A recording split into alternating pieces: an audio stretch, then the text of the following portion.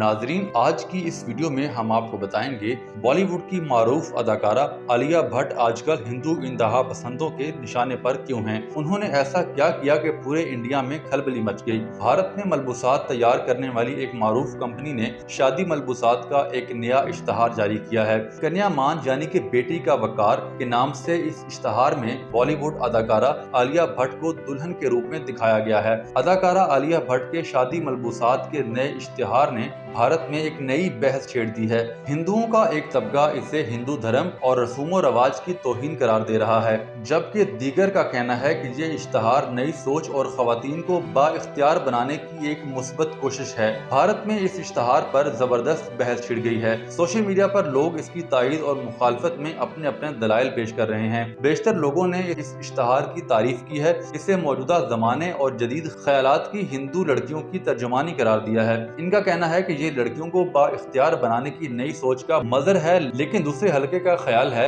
ये इश्तिहार हिंदू धर्म के रसूमो रवाज को रुजत पसंदाना करार देने और हिंदू धर्म को बदनाम करने के सिलसिले की नई कड़ी है। इश्तिहार में आखिर ऐसा क्या है जिसने सबको आग बगूला कर दिया। हिंदुओं में शादी की सबसे अहम रस्म कन्यादान है। बाप अपनी कन्या यानी बेटी को इसके होने वाले शोहर को दान यानी कि अतिया कर देता है। इसके बाद नया जोड़ा अग्नि यानी आग के साथ फेरे लेकर 7 जन्मों के लिए एक दूसरे के साथ रिश्ते में बंध जाता है। मुतनाज़े इश्तिहार में दुल्हन बनी आलिया भट्ट कन्यादान की कदीम रस्म पर सवालात उठाती हैं। शादी के मंडप में अपने होने वाले शोहर के साथ बैठी दुल्हन आलिया अपने खानदान के हर फर्द, दादी, वालिद, वालदा की आलिया के साथ शफकत और मोहब्बत का इजहार करती है। लेकिन जब कन्यादान की रस्म शुरू होती है तो वो इस रस्म के खिलाफ बोलती है और कहती है, मैं कोई दान करने की चीज हूँ, क्यों सिर्फ कन्यादान।